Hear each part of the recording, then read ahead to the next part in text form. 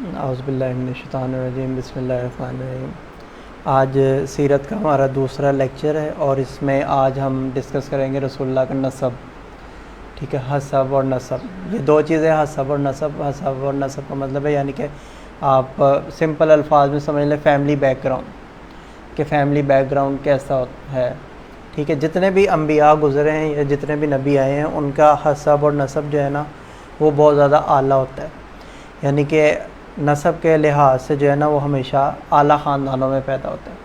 اب نسب کے لحاظ سے اعلیٰ خاندان میں پیدا ہونے کا مقصد یہ نہیں ہے کہ آپ بہت زیادہ کسی امیر خاندان میں پیدا ہوں۔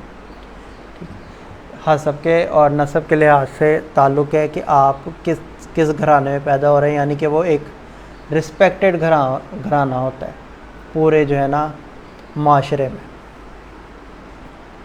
کہ وہاں کے لوگوں کی جو ہے ایک خاص عزت ہوتی ہے معاشرے میں۔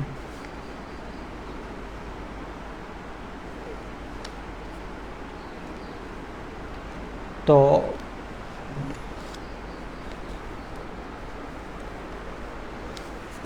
حسب اور نسب کے معاملے میں رسول اللہ بھی جو ہے باقی تمام انبیاء کی طرح بالکل ایک جو ہے نا خاص گھرانے میں پیدا ہوئے، جو پہلے سے بہت زیادہ عرب میں عزت دار گھرانہ تھا، کہ اللہ کے نبی جو ہے نا وہ اسی خاندانوں میں آتے ہیں۔ اس کی عام مثال اس طرح آپ سمجھ لیں، جس طرح جب شام میں رسول اللہ نے بھجوایا پیغام اور اپنا خط بھجوایا، تو وہاں کا جو کیسر تھا، وہاں کے بادشاہ کو کہتے تھے کیسر، تو کیسر روم نے کہا کہ کوئی یہاں پہ اگر عرب کا تجارت کرنے والا آیا ہوا ہے نا اسے میرے پاس بلا کے لائے۔ تو اتفاقاً اس ٹائم ابو سفیان گئے ہوئے تھے وہاں پہ۔ اب ابو سفیان اس ٹائم تک مسلمان نہیں تھے، یعنی ایمان نہیں لائے تھے، لیکن جب انہوں نے بلایا تو انہوں نے کہا کہ سب سے پہلے مجھے یہ بات بتاؤ کہ اس کا حسب نسب کیسا ہے۔ تو حالانکہ وہاں پہ کوئی بھی ایسا انسان نہیں تھا جو ابو سفیان کو ٹوک سکے یا کچھ کہہ سکے، لیکن پھر بھی انہوں نے کہا کہ وہ ہم میں سب سے اعلیٰ نسب ہے، نسب کے لحاظ سے جو ہے نا وہ سب سے زیادہ اعلیٰ نسب میں پیدا ہوئے ہیں، ان سے زیادہ کسی کا اعلیٰ نسب نہیں ہے۔ تو اس کے بعد اس نے کہا کیسر روم نے کہ ہر نبی اسی طرح پیدا ہوتے ہیں، یعنی کہ اعلیٰ خاندانوں میں ہی پیدا ہوتے ہیں، کوئی نبی ایسا نہیں آیا دنیا میں جو اعلیٰ خاندان میں پیدا نہ ہوا ہو۔ اچھا، اس کے بعد جو فردر ڈیٹیلز ہیں آج ہم حضرت اسماعیل علیہ السلام سے شروع کریں گے ڈسکس کرنا۔ کل جو تھا وہ بتایا تھا حضرت ابراہیم علیہ السلام کا اور ان کے دونوں بیٹے حضرت اسماعیل اور حضرت اسحاق۔ حضرت اسحاق کا میں نے بتایا تھا، اس میں تھوڑا سا تھا یہ کہ حضرت یونس علیہ السلام کی بات جو ہے وہاں پہ ان کے جو میں نے کہہ دیا تھا کہ 12 بیٹے ہیں اور 12 نبی تھے، اس میں یہ ہے کہ وہ ایک ضعیف روایت ہے، اس میں کوئی مستند روایت نہیں ہے۔ باقی جو بیٹے ہیں ان سے اولاد ہوئی ہے، پھر اس کے بعد حضرت موسیٰ، حضرت عیسیٰ، حضرت سلیمان، حضرت داؤد علیہ السلام اور حضرت عیسیٰ تک لڑیاں چلیں، اور حضرت عمران تک بھی۔ اچھا، آج ہم ڈسکس کریں گے حضرت اسماعیل علیہ السلام کی۔ تو حضرت اسماعیل علیہ السلام جو ہے وہاں پہ آ کے آباد ہو گئے۔ اب حضرت اسماعیل علیہ السلام کی زبان جو ہے وہ عبرانی تھی، عبرانی زبان جو آج بھی اسرائیل میں بولی جاتی ہے۔ یہ زبان بالکل جو ہے نا آپ سمجھ لیں ناپید ہو چکی تھی، کوئی اس کو جاننے والا نہیں تھا۔ کوئی 20 سے 25 لوگ بچے تھے یہودیوں میں اینڈ میں، یہ سیکنڈ ورلڈ وار کے بعد سے، جو اس زبان کو جانتے تھے۔ تو ان 20-25 پروفیسروں کو پکڑ کے اسرائیل والوں نے یونیورسٹی بنائی تھی، ٹوٹل ایک پوری نہیں، یونیورسٹی بنا کے وہ دوبارہ سے عبرانی زبان انہوں نے پڑھانا شروع کیا۔ اب وہ انہوں نے اتنی زیادہ دوبارہ سے سیکھ لی ہے کیونکہ تورات سارے کی ساری عبرانی زبان میں، تو اتنی انہوں نے سیکھ لی کہ وہاں پہ اب اسرائیل میں زبان میں اخباریں چھپتی ہیں، بکس چھپتی ہیں، ان کا پورا لٹریچر ہے کہ صرف اپنی زبان کو بچانے کے لیے۔ تو عبرانی زبان کا یہ لفظ ہے زمزم، عربی زبان کا لفظ نہیں ہے۔ تو حضرت ہاجرہ اور حضرت اسماعیل عبرانی زبان بولتے تھے۔ جیسے ہی مکہ میں پانی دریافت ہوا ہے اس کے بعد، یعنی کہ زمزم کا کنواں نکلا ہے، اس کے بعد پاس کا ایک قبیلہ تھا بنو جرم، وہ عربی بولتے تھے، وہ آ کے وہاں پہ آباد ہوئے مکہ میں پرانے زمانے میں، اور خاص طور پہ جو ریگستان ہے وہاں پہ وہیں پہ آبادیاں ہوتی ہیں جہاں پہ پانی ہوتا ہے، جہاں پہ پانی نہیں ہوتا وہاں پہ آبادیاں نہیں ہوتی۔ پرانے شہروں میں بھی اگر آپ دیکھیں گے، جیسے کہ جتنے بھی پرانے شہر آباد ہوئے ہیں وہ دریاؤں کے کناروں پہ یا وہیں پہ آباد ہوتے تھے جہاں پہ کوئی آبادی ہوتی تھی۔ لاہور بھی راوی کے کنارے پہ آباد ہوا ہے۔ ٹھیک، یہاں تک آگے بات سمجھ؟ اچھا، بنو جرم جیسے ہی وہاں پہ آیا، بنو جرم نے وہاں پہ رہنا شروع کیا، ساتھ ہی حضرت اسماعیل علیہ السلام، اور حضرت اسماعیل علیہ السلام کی شادی بھی بنو جرم میں ہوئی۔ ان کے ایک عورت سے حضرت اسماعیل علیہ السلام کی شادی ہوئی۔ اس کا واقعہ یہ ملتا ہے کہ حضرت ابراہیم ایک مرتبہ آئے مکے میں حضرت اسماعیل سے ملنے کے لیے، لیکن حضرت اسماعیل علیہ السلام گھر میں نہیں تھے، تو انہوں نے کوئی اپنا تعارف کروایا اور ملے ان کی بیوی سے ملے۔ جب وہ جانے لگے تو انہوں نے کہا کہ حضرت اسماعیل علیہ السلام کو میرے بیٹے کو یہ پیغام دینا کہ اپنے دروازے کی چوکھٹ بدل دو۔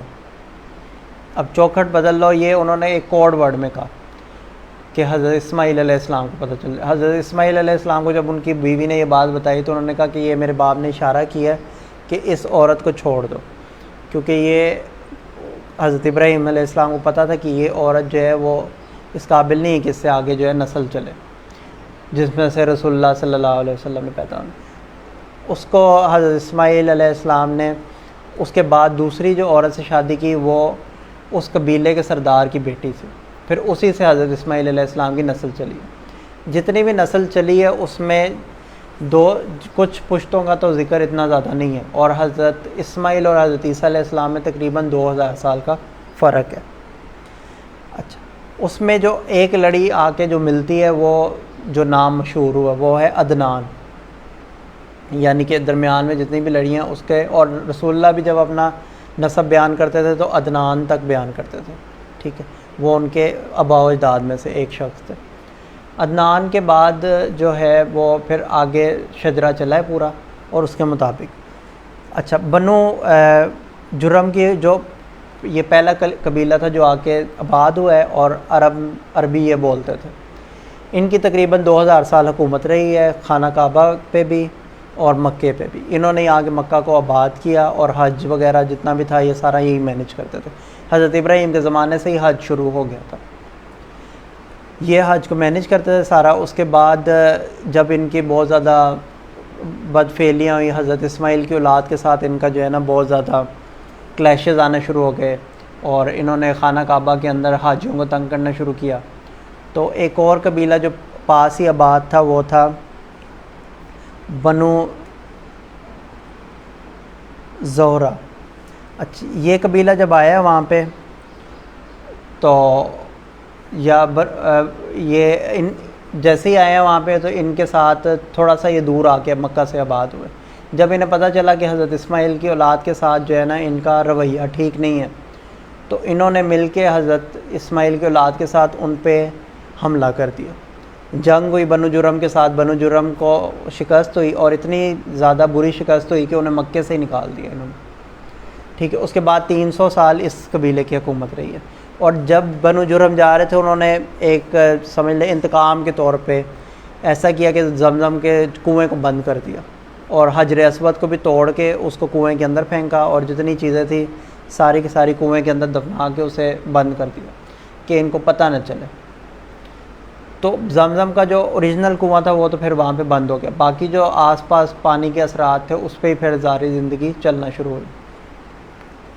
اچھا، بنو جرم کے بعد جو دوسرا قبیلہ آیا ہے بنو خزاع، تو ان کی حکومت تقریباً رہی ہے 300 سال تک۔ 300 سال تک ان کی حکومت رہی ہے، ان کے ہی سارے بڑوں نے مکہ مکرمہ کو سنبھالا اور سارا چلایا۔ اس کے بعد حضرت عدنان کی اولاد میں ایک شخص پیدا ہوا قصی۔ اب یہ قصی وہ ہے جس کے نام پہ قریش کا نام پڑا، ٹھیک ہے۔ یہ بیک گراؤنڈ میں آپ کو بتا رہا ہوں تاکہ تھوڑا آپ کو کلیئر ہو جائے کہ قبائلی سسٹم کیا تھا، کہاں سے شجرہ نسب چلا ہے، اور کس کس طرح سے اس میں اتار چڑھاؤ آئے ہیں، اور ہسٹری کیا ہے مکہ کی، ٹھیک ہے۔ جیسے قصی آیا، اب یہ بہت زیادہ انٹیلیجنٹ نام تھا۔ ابھی بھی عرب میں جو قوم پرست لوگ ہیں وہ قصی نام جو ہے نا بڑے شوق سے رکھتے ہیں کہ یہ جو ہے ہمارے لیڈر کا نام ہے۔ صرف یہی وہ شخص ہے حضرت اسماعیل کی اولاد میں جو پہلا بندہ تھا جسے حکومت ملی خانہ کعبہ میں، ورنہ اور کسی کے پاس اتنی حکومت نہیں آئی۔ اچھا، اب یہ ایک تو بہت انٹیلیجنٹ آدمی تھا، ساتھ میں اس کی جو ہے نا لیڈرشپ بڑی اسٹرانگ تھی۔ اس نے آ کے مکے میں ایک پورا نظام بنایا قبائل کا، پورا ایک سسٹم انہیں دیا کہ ہم اس طرح سے سسٹم چلاتے ہیں، ہر قبیلے کو کوئی ڈیوٹی دیتی۔ جس طرح کچھ قبیلوں کی ڈیوٹی لگا دی کہ آپ نے حاجیوں کی خدمت کرنی ہے، کچھ کی لگا دی کہ آپ نے جو ہے پیغام ایک جگہ سے دوسری جگہ لے کر آنا ہے، کچھ کی لگا دی کہ آپ نے مکے کی حفاظت کرنی ہے، ٹھیک ہے. خود ان کے پاس خانہ کعبہ کے سارے اختیارات تھے کہ خانہ کعبہ کے جس طرح کہ متولی تھے یہ لوگ، کہ خانہ کعبہ کو سنبھالنا، اس کی صفائی اور سارا کچھ. اچھا، قصی کے نے جو ہے نا دارالندوہ بھی بنایا تھا. دارالندوہ وہ جگہ ہے جہاں پہ آپ سمجھ لیں کہ وہ قریش مکہ کی جو تھی نا وہ پارلیمنٹ تھی، کہ وہاں پہ سارے بڑے سردار آ کے بیٹھتے تھے، آپس میں مشورہ کرتے تھے، ڈسکشن کرتے تھے. اور اس طرح تھا کہ 40 سال سے جو اوپر کے لوگ تھے انہیں بولنے کی اجازت ہوتی تھی، 40 سال سے جو کم تھے وہ صرف بیٹھ کے سن سکتے تھے، بولنے کی اجازت نہیں ہوتی تھی. جو سردار ہیں سارے وہ آ کے بیٹھتے تھے. اب یہ رول نہیں تھا وہاں پہ، اس طرح تھا کہ جو عقل مند یا جو اس لیڈرشپ کے لائق سمجھے جاتے تھے صرف انہیں بٹھایا جاتا تھا اور انہیں بولنے کی اجازت دی جاتی تھی. باقی لوگوں کو کہا جاتا تھا کہ آپ چپ کر کے بیٹھ کے خاموشی سے سن سکتے ہیں، جو بھی مشاورت ہو رہی ہے بیچ میں دخل اندازی نہیں کر سکتے. دارالندوہ اسی طرح چلتا رہا. دارالندوہ پھر بعد میں جو ہے جتنی بھی رسول اللہ کے خلاف بھی پلاننگ ہوتی تھی ساری کی ساری دارالندوہ میں ہی ہوتی تھی، ٹھیک ہے. ابو جاہل نے اور ابو سفیان نے جتنے بھی یہاں پہ ممبر تھے انہوں نے جتنی بھی پلاننگ کی ہے ساری کی ساری دارالندوہ میں ہی کی ہے. خانہ کعبہ کے بالکل جو ہے نا مطاف کے اندر یہ ایریا تھا.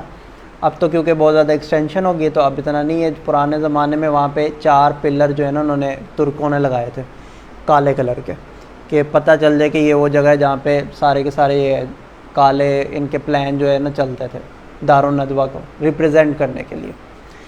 تو ترکیوں نے جتنے بھی تعمیرات کی ہیں خانہ کعبہ میں انہوں نے ایک ایک جو ہے نا نشان کو بچا کے رکھا تھا، کہ دارالندوہ کا نشان تھا، پھر ساتھ جو جہاں پہ رسول اللہ کی پیدائش ہوئی تھی وہ بھی سنبھال کے رکھا تھا، اور پاس میں جو حضرت ام ہانی کا گھر تھا حضرت علی کی بڑی بہن کا، وہ اس گھر کو بھی انہوں نے بچا کے رکھا تھا. جہاں پہ رسول اللہ نماز پڑھتے تھے اس گھر میں اس کو بھی ایک علیحدہ سے انہوں نے پلر بنا کے تو وہاں پہ محفوظ کیا تھا کہ یہ وہ جگہ تھی جہاں پہ رسول اللہ نماز پڑھتے تھے. اور شب معراج پہ بھی اسی گھر میں رسول اللہ تھے اور وہیں سے پھر وہ شب معراج کے لیے گئے تھے. تو اب کیونکہ ایکسٹینشن ہو گئی ہے تو اب اس طرح سے دارالندوہ کے نشان نہیں ہیں، ٹھیک. تو دارالندوہ کو انہوں نے بنایا. اس کے بعد پھر باقی جتنی بھی پلاننگ تھی مکے کی انہوں نے کی.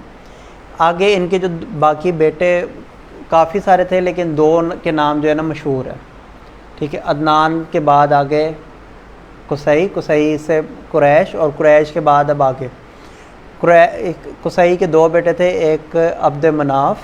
اب عبد مناف کا نام جو ہے نا بہت زیادہ مشہور تھا. عبد مناف کی نسل سے ہی رسول اللہ بھی ہیں اور حضرت عثمان غنی رضی اللہ عنہ کی بھی، مولا علی کرم اللہ وجہ بھی، اور ساتھ میں حضرت ابو سفیان اور حضرت امیر معاویہ. ان ساروں کا شجرہ انہی سے ملتا ہے، یعنی کہ یہ ان کے دادا پردادا سیم ہیں. عبد مناف اور عبد الدار یہ 2 جو ہے نا ان کے بیٹوں کے نام ہیں. تو عبد مناف جو ہے وہ بہت زیادہ ذہین آدمی تھے.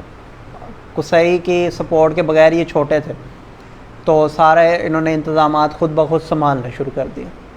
جتنے بھی انتظامات ہوتے تھے یہ خود سنبھالتے تھے. تو انہوں نے قصی نے اس طرح کیا کہ عبد الدار کو جو ہے نا اپنے مرنے سے پہلے ساری کی ساری چیزوں کے اختیارات دیتی کہ اس کو عبد مناف کو تو ضرورت نہیں ہے، یہ خود بہت لائق ہے تو میں عبد الدار کو دے دیتا ہوں. اس کے بعد کیونکہ چاچا کے بیٹوں کے درمیان میں باتیں چلتی رہیں، قصی کا اتنا مقام تھا کہ ان کے فیصلے پہ کسی نے کچھ کہا نہیں، اور عبد مناف کی زندگی تک بھی. عبد مناف کی زندگی کے بعد اور اب قصی کی زندگی کے بعد آپس میں ان کی جنگیں ہوئی ہیں. اس کے بعد انہوں نے بہت سارے اختیار عبد دار کی فیملی سے لے لیے، ٹھیک ہے. اب اس میں ڈفرینٹ ٹائپ کے ہیں. اچھا، عبد مناف کے جو ہے نا 3 بیٹوں کے نام مشہور آئے ہیں. ایک ہاشم جن سے بنو ہاشم چلے، بنو ہاشم یعنی کہ رسول اللہ کا خاندان سارا. ایک مطلب یہ ان کے بھائی تھے، اور ایک عبد شمس. عبد شمس سے جو ہے نا باقی آگے امیہ اور ابو سفیان اور حرب یہ والی نسل چلی ہے. اور ہاشم سے عبد المطلب اور حضرت عبداللہ اور رسول اللہ صلی اللہ علیہ وسلم، ٹھیک ہے، یہ والے سارے ہیں. اب عبد مناف کے جو بیٹے ہیں نا ان میں یہ پھر آگے ڈیوٹیز دی گئیں. اب ہاشم جو ہے، ہاشم کا اصلی نام تھا عمرو. ہاشمی نے اس وجہ سے نام دیا گیا تھا کیونکہ یہ ان کی ڈیوٹی تھی حاجیوں کو کھانا کھلانے کی اور پانی پلانے کی. تو مہمان نوازی میں انہوں نے اتنا زیادہ جو ہے نا مقام حاصل کیا کہ جتنے بھی حاجی آتے تھے یہ پانی کے حوض جمع کرتے تھے، اس میں کھجوریں کشمش ڈال کے ٹھنڈا اور جو میٹھا پانی حاجیوں کو دیتے تھے، اور اتنی زیادہ بڑے بڑے حوض بناتے تھے پہلے زمین میں کھود کے، اس کے اوپر اونٹ کی چربی سے جو ہے نا سارا لیپ کیا جاتا تھا تاکہ وہ مٹی لگ کے کھانا خراب نہ ہو، پھر شوربہ اور روٹیاں توڑ توڑ کے اس میں ڈالتے تھے کہ جتنے بھی حاجی آ رہے ہیں انہیں کھانا فری ہو۔ اور مہمان نوازی میں عرب کا یہ دستور ہے کہ عرب جو ہے نا اگر ایک بکری ان کے گھر میں ہے جس سے ان کے بچے جو ہے دودھ پیتے ہیں اور انہی سے ان کا پیٹ پلتا ہے، اگر کوئی مہمان ان کے گھر آ گیا تو وہ ایک بکری بھی وہ ذبح کر کے آپ کو کھلا دیں گے، وہ یہ نہیں سوچیں گے کہ شام کو بچے ہمارے دودھ کیا پئیں گے، ٹھیک ہے۔ یہ مہمان نوازی میں عربوں کا ایک مشہور جو ہے نا مثال ہے جو ابھی تک دی جاتی ہے۔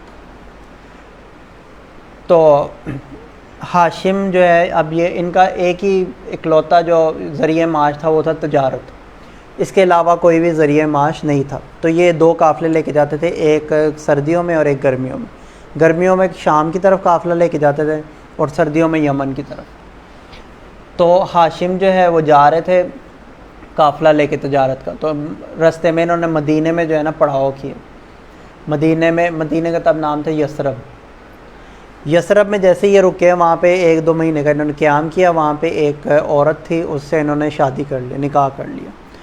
اس عورت کا نام تھا سلمہ بنت عمر، اچھا اور بنو نجار کی یہ عورت تھی، یعنی کہ آپ سمجھ لیں کہ جو ننیال سارا تھا رسول اللہ کا وہ پہلے ہی مدینہ سے تھا، ٹھیک ہے۔ بنو نجار کا نام اور عبد مناف کا نام آپ نے یاد رکھنا ہے، اور ہاشم کا یہ آگے بھی جا کے آئیں گے، ٹھیک ہے، مدینہ میں جب ہجرت کی بات آئے گی۔ تو بنو نجار کی عورت سے انہوں نے شادی کر لی، اس کے بعد 2 مہینے رکنے کے بعد یہ شام کی طرف چلے گئے، اور وہیں پہ جا کے ہاشم کا جو ہے نا انتقال ہو گیا۔ اس کے بعد وہاں پہ ہاشم کا انتقال ہو گیا۔ اس کے بعد جو ہے ان کے نسل کا کیونکہ اتنا آئیڈیا نہیں تھا، لیکن جو ان کے ایک بھائی تھے مطلب، انہیں پتہ تھا کہ یہ جو ہے نا ایک بیٹا ان کا ہے جو مدینے میں رہتا ہے، ٹھیک ہے۔ تو عربوں کا یہ تھا کہ وہ اپنی جو ہے نسل کی بڑا کرتے تھے کہ نسل پرست تھے، قبائلی سسٹم تھا، تو وہ کہتے تھے کہ ہماری نسل جو ہے نا وہ ہمارے پاس ہونی چاہیے۔ تو ان کا ایک بھائی مطلب آیا مدینہ میں، اس نے آ کے دور بار بچے کھیل رہے تھے، انہیں دیکھا تو انہیں دیکھتے ہی سمجھ میں آ گیا کہ یہ جو بچہ ہے نا یہ ہمارے خاندان میں سے۔ ان میں بہت زیادہ پرانے زمانوں میں جو تھا نا ان میں فیس ریڈنگ بہت زیادہ تھی، پاؤں کو دیکھ کے بتا دیتے تھے کس کا بیٹا ہے، آنکھوں کو دیکھ کے بتا دیتے تھے کہ اس کا خاندان کون سا ہے، ہاتھوں کی انگلیاں دیکھ کے بتا دیتے تھے کہ نسب کس سے ملتا ہے۔ تو انہوں نے چہرے کے جو ہے نا اثرات دیکھ کے بتا دیا کہ یہ جو ہے ہاشم کا ہی بیٹا ہے۔ تو انہوں نے کہا کہ تم میرے ساتھ چلو مکے، تم تو مکے کے ایک سردار کے بیٹے ہو۔ تو اس بچے نے کہا کہ نہیں، میں ایسے تو نہیں جاؤں گا اپنی ماں سے پوچھے بغیر۔ ماں کے پاس جب گئے تو انہوں نے کہا جی جتنے پیسے تمہیں چاہیے میرے سے لے لو اور اس بچے کو مجھے دے دو۔ تو انہوں نے کہا کہ یہ تو اکلوتا میرا سہارا ہے، اس کو تو میں نہیں دے سکتی۔ پھر انہوں نے تھوڑا بتایا کہ جو ہاشم ہے وہ ہمارے مکہ میں بہت اس کا مقام تھا، وہ سرداروں میں سے ایک سردار تھے، تو اس بچے کو بھیج دیں، یہاں پہ اس کا کیا فیوچر ہے، وہاں پہ اگر یہ جائے گا تو اس کو فل ایک سرداری ملے گی، ٹھیک ہے، ایک پروٹوکول ہوگا۔ تو پھر ماں نے بھی بچے کے فیوچر کو دیکھتے ہوئے مستقبل کے لیے اس کو وہاں پہ جانے دیا۔ تو وہ اونٹ پہ بٹھا کے اسے لے آئے مکہ۔ جیسے ہی مکے میں داخل ہوئے تو وہ سارے یہی سمجھے کہ کوئی غلام یہ لے کر آئے، تو غلام لے کر آئے۔ اب اس بچے کے کیونکہ جیسے ہی یہ پیدا ہوا تھا تو اس کے بال تھے تھوڑے سے وائٹ آگے، تو ان کی ماں نے ان کا نام رکھا تھا شیبہ۔ شیبہ مطلب کہ بوڑھا، کہ بال تھوڑے سے وائٹ ہیں، تو شیبہ نام تھا اصل میں ان کا۔ لیکن جیسے ہی وہ مکے میں داخل ہوئے تو ساروں نے کہا کہ یہ مطلب جو ہے نا ایک غلام لے کر آیا، تو ساروں نے عبد المطلب کہنا شروع کر دیا۔ اب وہ شیبہ نام سارے بھول گئے، ہسٹری میں بھی شیبہ نام نہیں ملے گا آپ کو، عبد المطلب ہی زیادہ نام ملے گا، ٹھیک ہے نا۔ جس طرح کہ بچپن میں کوئی نک نیم پڑ جائے تو لوگ بڑے ہوتے تک وہی یاد رکھتے ہیں، ٹھیک ہے۔ جس طرح مائیں بچپن میں کہہ دیتی ہیں کسی کو یہ پولا ہے تو وہ بڑے ہوتے تک پولا ہی رہتا ہے، بے شک اس کی حرکتیں کوئی پولے والی نہ ہو، ٹھیک ہے نا۔ تو وہ عبد المطلب جب نام پڑ گیا تو پھر نام اسی طرح چلتا گیا، ٹھیک ہے. حضرت عبد المطلب کے جو ہے 10 بیٹے تھے. حضرت عبد المطلب جو ہے نا بالکل وہ ایک آپ سمجھ لیں کہ غیر معمولی ان کی پرسنالٹی تھی. ان کی وجاہت، شجاعت اور ان کی مینجمنٹ اور سرداری یہ بالکل مکے میں مشہور تھی. مکے میں میرٹ کی بنیاد پہ لیڈرشپ دی جاتی تھی، ایسے نہیں دی جاتی تھی کہ اسے ہی لیڈرشپ دیتے تھے جو لیڈرشپ کے قابل ہوتا تھا. اس وجہ سے آپ دیکھیں گے کہ حضرت بنو عدی جو تھا نا قبیلہ حضرت عمر کا، اس میں بہت زیادہ بزرگ موجود تھے لیکن کسی کو بھی انہوں نے سرداری نہیں دی. حضرت عمر ایک واحد جوان آدمی تھے جو کہ سارے بوڑھوں میں جا کے بیٹھتے تھے. ابو جاہل، ابو سفیان، ابو لہب، یہ سارے اور ابن عباس، حضرت عباس رضی اللہ عنہ، یہ سارے کے سارے بوڑھے تھے، 40 سال سے زیادہ عمر تھی ان کی. حضرت عمر واحد جوان آدمی تھے جو دارالندوہ میں جا کے بیٹھتے تھے کیونکہ لوگ مانتے تھے کہ ان کی مینجمنٹ اسٹرانگ ہے اور ان کی جو ہے نا لیڈرشپ اچھی ہے، تو میرٹ کی بنیاد پہ لیڈرشپ دیتے تھے. تو حضرت عبد المطلب کا بھی یہی حساب تھا. اور جب نبی نے آنا ہوتا ہے تو اس سے پہلے جو ہے نا وہ کچھ غیر معمولی واقعات ہونا شروع ہو جاتے ہیں دنیا میں پہلے کہ نبی کے آنے کی تیاریاں ہو رہی ہوتی ہیں. اچھا، حضرت عبد المطلب کو وہی جو پوسٹ ان کے فادر کے پاس تھی کہ وہ بھی حاجیوں کو جو ہے نا خانہ کعبہ کے متولی تھے. حاجیوں کا سارا انتظام، خانہ کعبہ کی ساری صفائی، یہ سارا کچھ حضرت عبد المطلب کے پاس ہی تھا. حضرت عبد المطلب کو جو ہے پھر آہستہ آہستہ جیسے ہی ان کی جوانی ہوئی، شادی ہوئی، 10 بیٹے ہوئے، تو ان کو خواب آنے شروع ہوئے. خواب جیسے ہی آنے شروع ہوئے تو اس میں خواب انہیں آیا کہ وہ ایک جگہ بھی انہیں بتائی گئی کہ یہ جگہ ہے، یہاں پہ جا کے آپ کھدائی کریں، یہاں پہ جو ہے نا زمزم کا کنواں ہے. اب جب انہوں نے ارادہ کیا، لوگوں کو بلایا، تو لوگوں نے تو ان کی بات نہیں مانی. جب لوگوں نے نئی بات مانی تو انہوں نے کہا کہ کوئی نہیں آتا تو میں خود ہی اکیلا ہی اس جگہ پہ جاؤں گا اور کھودوں گا. جیسے انہوں نے کھدائی شروع کی ہے اور اثرات آنا شروع ہوئے، کچھ سونے کے ہرن تھے وہ جو خانہ کعبہ میں رکھوائے ہوئے تھے، حجر اسود تھا. تو جیسے ہی وہ آنے شروع ہوئی تو لوگ جمع ہو گئے. اب لوگ جمع ہوئے تو انہوں نے کہا کہ یہاں پہ کوئی نہیں آئے گا کیونکہ خواب مجھے آیا ہے تو میرا حق ہے، اس کی بھی متولی جو ہے نا میں ہی کروں گا، یعنی کہ یہ بھی میری کسٹڈی میں ہی آئے گی چیز. تو لوگوں نے کہا نہیں ایسے نہیں ہے، یہ ساروں کا مشترکہ ہے، ہم بھی حضرت اسماعیل کی اولاد میں سے ہیں تو اس میں ہمارا بھی حصہ ہے. لیکن حضرت ابو طالب کا وہاں پہ ایک خاص مکالمہ ہوا ان کے ساتھ، تو اس پہ انہوں نے نا دل میں منت مانگ لی کہ اگر تو یہ میرے حصے میں آ گئی نا تو میرے 10 بیٹے ہیں، 10 میں سے ایک کو میں قربان کروں گا اللہ کی راہ میں خانہ کعبہ میں جا کے، جس طرح حضرت ابراہیم علیہ السلام نے کیا تھا حضرت اسماعیل علیہ السلام کو. اب وہ جتنے بھی ان کے آرگومنٹس ہوئے، جتنی بھی ان کی ڈسکشن ہوئی، اس میں وہ کامیاب ہو گئے اور جو آب زمزم کا کنواں تھا وہ مل گیا حضرت ابو طالب کو. اس کے بعد جب ان کے 10 بیٹے ہوئے اور جوان ہو گئے 10 بیٹے، تو انہوں نے کہا کہ 10 کی پرچیاں ڈالتے ہیں، جس کا نام نکلا ہے اسی کو جو ہے نا اللہ کی راہ میں ہم بیت اللہ میں جا کے قربان کریں گے.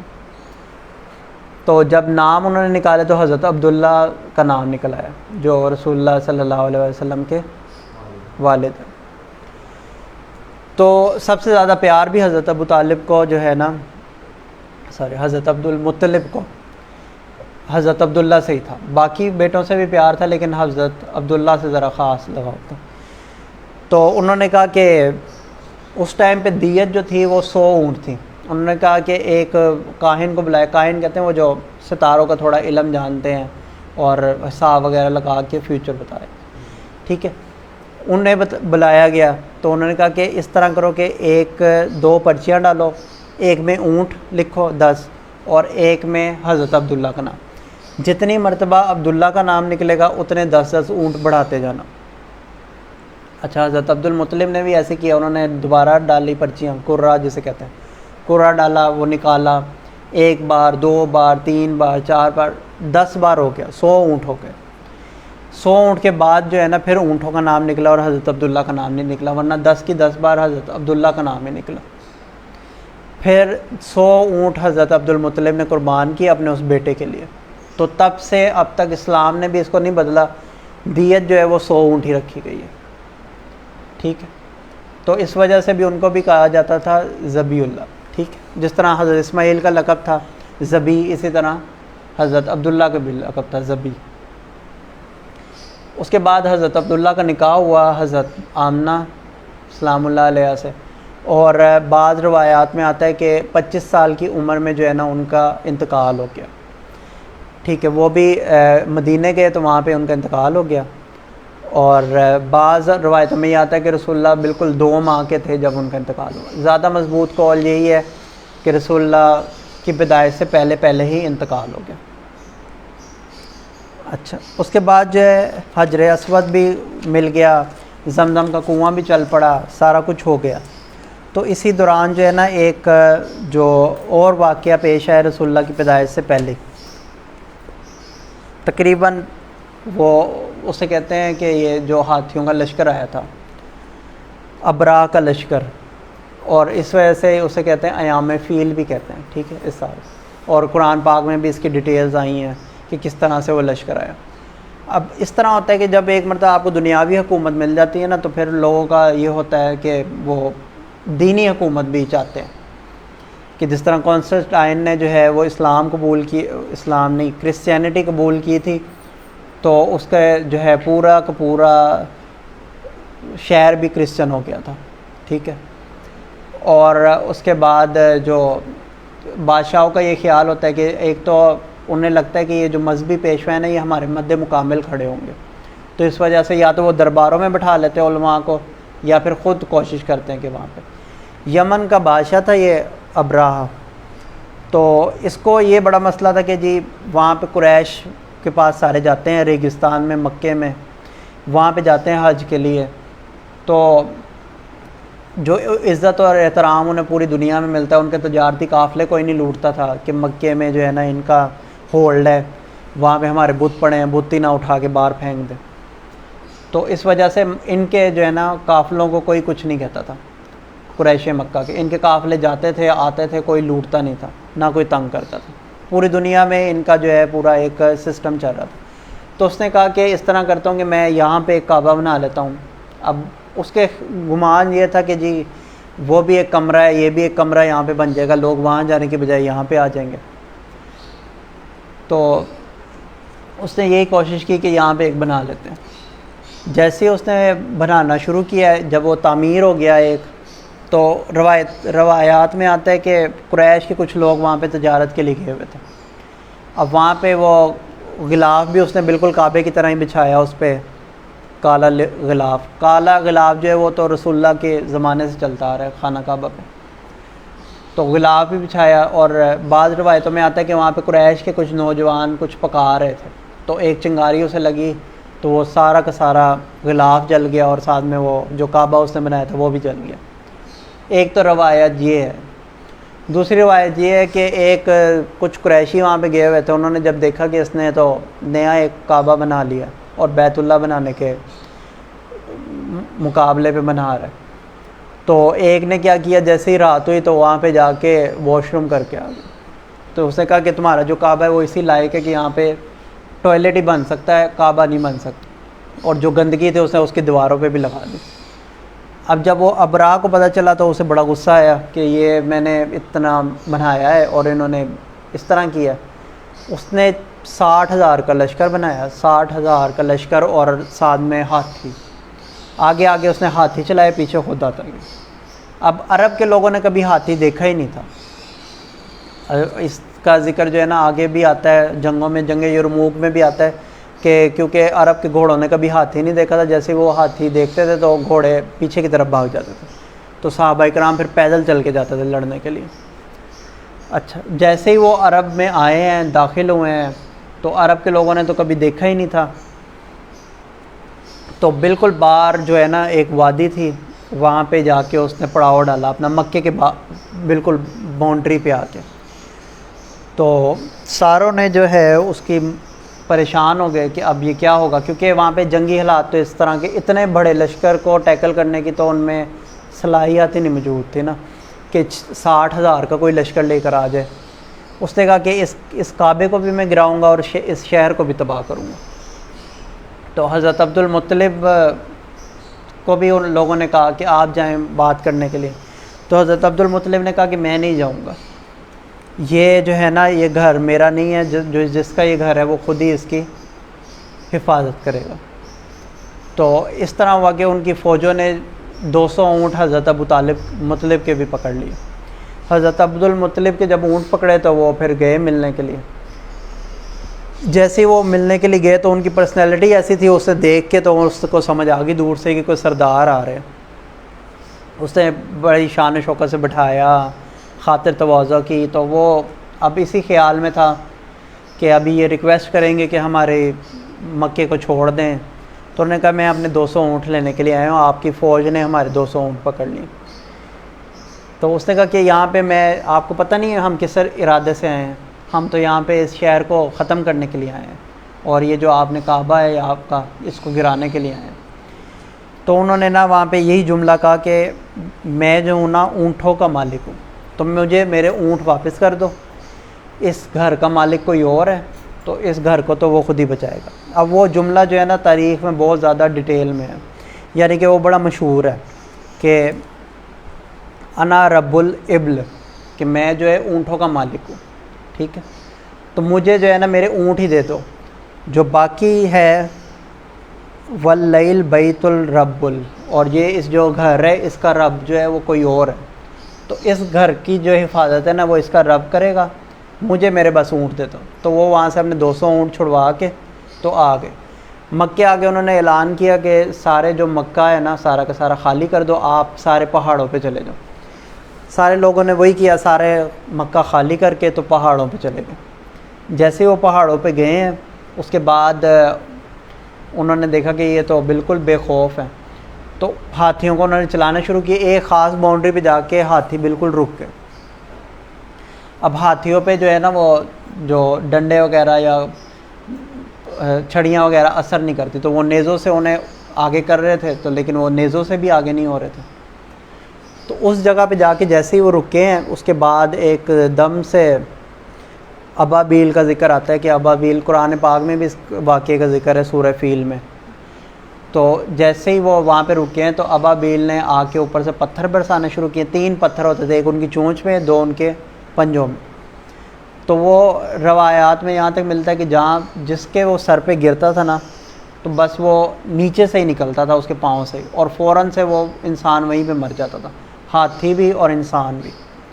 اور دیکھتے ہی دیکھتے جو ہے نا وہ ابرا کے سامنے اس کا 60,000 کا لشکر جو ہے نا سارا کا سارا ہاتھیوں سمیت جو ہے نیست و نابود ہو گیا. یعنی کہ اتنا زیادہ بری طرح سے شکست ہوئی اسے کہ وہ امیجن بھی نہیں کر سکتا تھا. اور یہ اللہ تعالیٰ کا ایک پیغام بھی ہے کہ اللہ تعالیٰ جو ہے نا وہ ظاہری اسباب کا محتاج نہیں ہے, کہ یہ آپ فزیکلی تو اس طرح پاسبل ہی نہیں ہے کہ کسی کو پتھر ماریں اور اس کا جو ہے بالکل ایک جگہ سے جا کے دوسری جگہ سے نکل آئے. اور روایات میں یہاں تک بھی ہے کہ وہ جس کو لگتا تھا اس کا بس قیمہ ہی بنتا تھا, یہ نہیں ہوتا تھا کہ پتھر چیر کے بس چلا جاتا تھا. ہاتھی پہ لگتا تھا تو ہاتھی کا بالکل قیمہ جس طرح تازہ نکلتا ہے نا ویسے بن جاتا تھا. تو وہ ابرا نے جیسے دیکھا اور کچھ لوگوں نے پھر وہ جان بچا کے واپس گئے یمن, اور یمن میں جا کے وہ واپس مرا. اور لوگ تو بڑے پریشان ہوئے کہ یہ کیا ہوا کیا, کہ ایک جو بادشاہ اتنی شان و شوکت سے 60,000 کا لشکر لے کے گیا ہے وہ اس کو کس طرح سے شکست ہو سکتی ہے. تو یمن میں جا کے اسے ایک بیماری ہوگی جس کی وجہ سے بعض روایات میں آتا ہے کہ اس کا سینہ یہاں سے کٹ گیا اور خود بخود جسم کے جو ہے نا عذاب آ گئے. بعض میں آتا ہے کہ اس کی انگلیاں پہلے گلنا شروع ہوئیں, پھر کان, پھر ناک, اس طرح آہستہ آہستہ کر کے اس کے سارے اعضاء جسم کے گل گئے اور وہ مر گیا, راکھ بن کے اترتے گئے. اچھا, اس واقعے کے تقریباً 50, بعض روایتوں میں 50 ہے, بعض میں 60 دن بعد جو ہے نا وہ رسول اللہ کی پیدائش ہوئی ہے. اچھا, رسول اللہ کی پیدائش جو ہے وہ فجر کے ٹائم پہ ہوئی ہے, اور قول جو ہیں وہ ربیع الاول کے ہی مضبوط ہیں. بعض لوگوں نے محرم لکھا, بعض لوگوں نے جو ہے رمضان لکھا ہے, بعض لوگوں نے شوال لکھا ہے, لیکن ربیع الاول کا قول جو ہے سب سے زیادہ سیرت نگار مانتے ہیں. اور پھر اس میں بھی ڈیٹ میں بعض لوگ اختلاف کرتے ہیں کہ 11 ہیں, کچھ کہتے ہیں 12 ہیں, کچھ کہتے ہیں 8 ہے, لیکن یہ کنفرم ہے کہ سوموار کا دن تھا اور فجر کا ٹائم تھا, اور زیادہ مضبوط قول 12 کا ہی ہے. تو 12 ربیع الاول کو رسول اللہ صلی اللہ علیہ وسلم کی جو ہے پیدائش ہوئی ہے, اور وہ بھی ایک غیر معمولی دن تھا. غیر معمولی دن اس وجہ سے تھا کہ حضرت آمنہ سلام اللہ علیہ سے جتنی بھی روایات ملتی ہیں وہ یہی کہتی ہیں کہ جیسے ہی حمل ٹھہرا ہے یا پریگنینسی ہوئی ہے انہیں تب سے آئیڈیا ہو گیا کہ یہ کوئی عام جو ہے نا شخصیت نہیں آنے والی. ان کو خواب میں بشارتیں ملتی تھیں. ٹھیک ہے, کنویں میں سے پانی نکالنے جاتے تھے تو پانی خود ہی اوپر آ جاتا تھا. ٹھیک ہے, اور جتنے بھی ان کو خواب آتے تھے ان میں بشارتیں آتی تھی. اور جب رسول اللہ کی پیدائش ہوئی ہے تو بالکل ایک نورانی نور جو ہے نا پورے کمرے میں پھیل گیا, ایسا وہ کہتے ہیں. ٹھیک ہے, اور حضرت آمنہ فرماتی ہیں کہ مجھے جو شام کے محل ہے نا وہ بھی روشن نظر آنے شروع ہو گئے. یعنی کہ شام وہاں سے آپ سمجھ لیں 1500 کلومیٹر یا 1200 کلومیٹر کا ایریا ہے.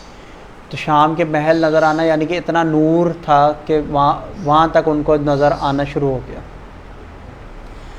تو شام کے محل اس وجہ سے نظر آئے کیونکہ شام جو تھا اس ٹائم پہ سپر پاور تھی. 2 سپر پاور تھی, ایک کیسر و کسرا, شام اور فارس. فارس کہتے ہیں ایران کا جو ایریا تھا سارا وہ فارس تھا, اور جو شام کا ایریا تھا جو یروشلم اور آج کا جو فلسطین ہے وہ سارا کا سارا شام کا ایریا تھا. وہ رسول اللہ کی وجہ سے فتح ہونے تھی. اچھا, جیسے ہی یہ ہوا ہے اس کے بعد اس رات میں جو ہے ایک بہت ہزاروں سالوں سے, کیونکہ فارس کے جو لوگ تھے وہ آتش پرست تھے, آگ کی پوجا کرنے والے. تو وہاں پہ ان کا ایک مندر تھا, اس میں ایک آگ جل رہی تھی کئی ہزار سالوں سے, وہ خود بخود بجھ گئی. اور جو شام تھا وہاں پہ جو ان کا محل تھا اس کے تقریباً 12 جو ہے نا زلزلہ آیا بہت تیز. 12 جو وہاں پہ پلر ہیں جو ستون ہیں, بعض روایت میں 12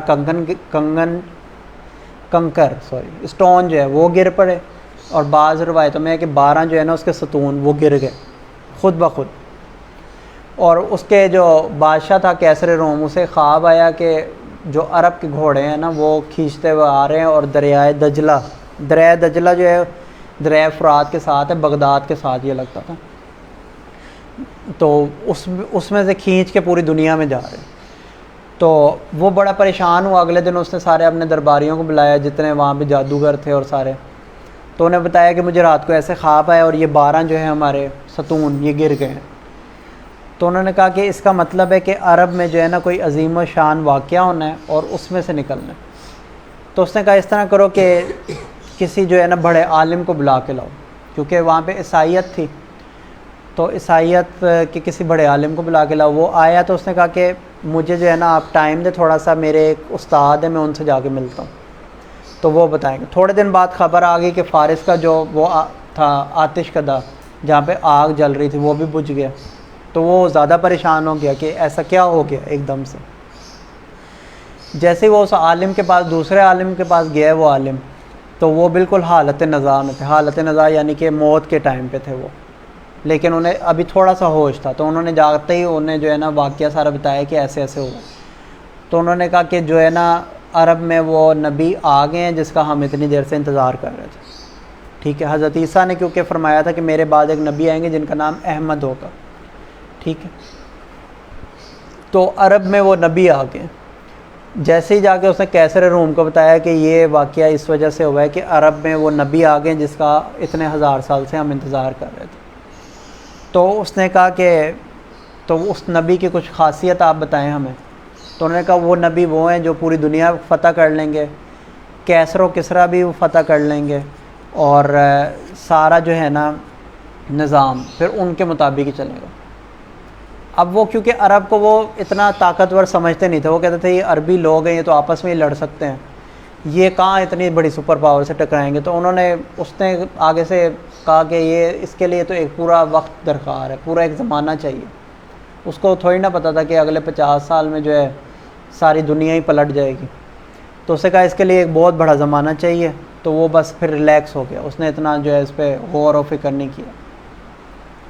دوسرا جو واقعہ بڑا وہ آتا ہے وہ کہ اس رات کو جو ہے نا یہودی کچھ تجارت کے لیے گئے ہوئے تھے وہاں پہ مکے میں. تو انہوں نے کہا کہ آج جو ہے نا وہ رات ہے جس میں آخری نبی نے پیدا ہونا.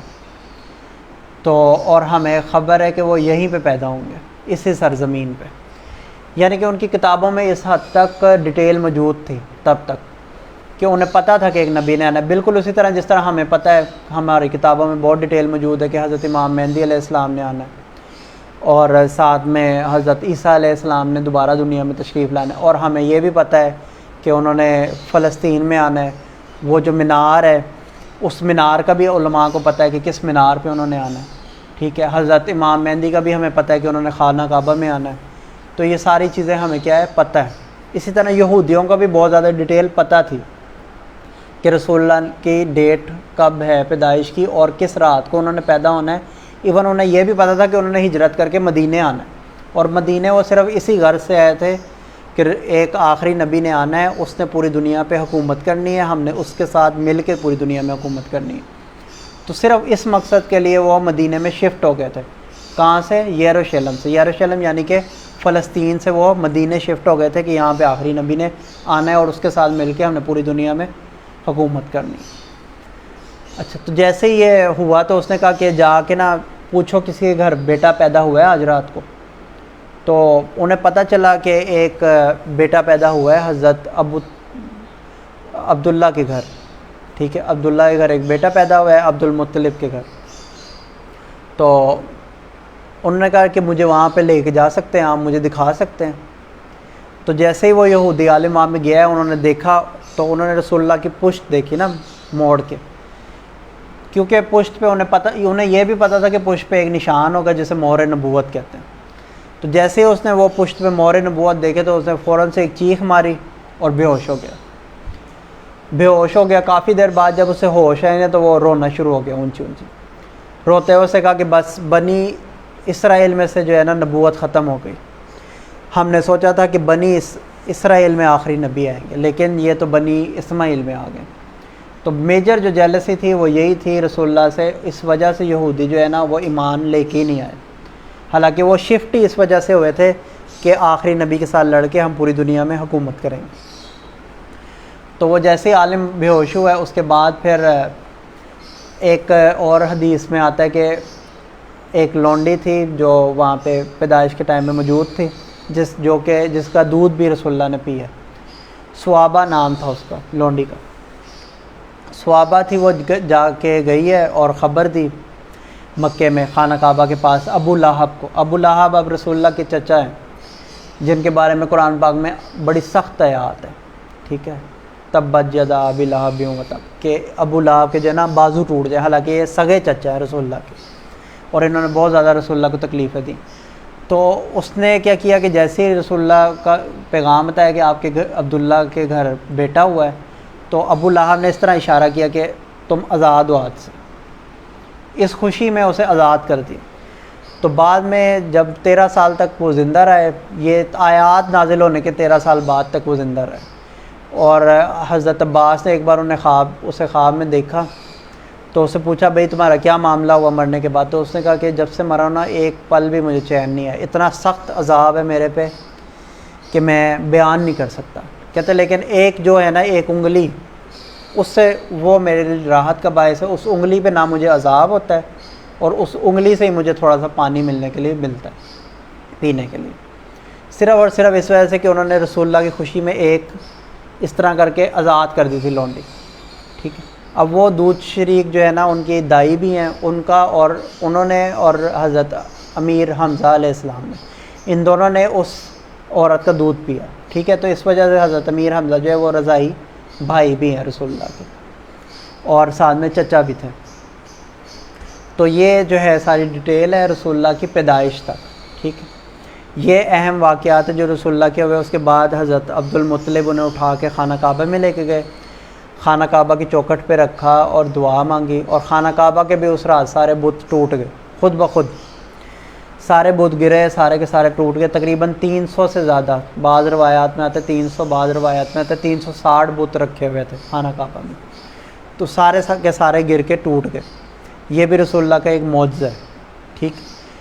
اور جب پیدا ہوئے تو ختنے ہوئے تھے، بعض روایتوں میں یہ ہے، بعض روایتوں میں ہے کہ 7ویں دن عقیقہ بھی کیا رسول اللہ کا حضرت عبد المطلب نے، اور ختنے بھی کروائے۔ اور بعض روایت میں یہ ہے کہ کوئی بھی گندگی ان کے جسم پہ نہیں تھی، ختنے ہوئے تھے، اور ناف سے جو ایک نکل رہی ہوتی نالی وہ بھی کٹی ہوئی تھی، سب کچھ پہلے سے ہوا تھا، ٹھیک۔ تو یہ رسول اللہ کی پیدائش تک تھا آج۔ کل سے انشاءاللہ ہم رسول اللہ کا جو سارا بچپن ہے وہ ڈسکس کریں گے، اور ساتھ میں رسول اللہ کی جو زندگی ہے، حلیمہ سعدیہ کے پاس گئے تھے، انہوں نے بھی اسلام قبول کیا بعد میں، اور باقی نبوت تک کے جتنے بھی واقعات ہیں وہ کل انشاءاللہ ہم ڈسکس کریں گے۔ تو یہ صرف اور صرف نسب تھا، خاندانی اعتبار سے جتنا بھی حضرت اسماعیل علیہ السلام سے چلا ہے رسول اللہ تک، ٹھیک ہے۔ ایک مرتبہ درود شریف پڑھیں، اللہم صلی علی محمد وعلی آل محمد کما صلیت علی ابراہیم وعلی آل ابراہیم انک حمید مجید، اللہم بارک علی محمد وعلی آل محمد کما بارکت علی ابراہیم وعلی آل ابراہیم انک حمید مجید۔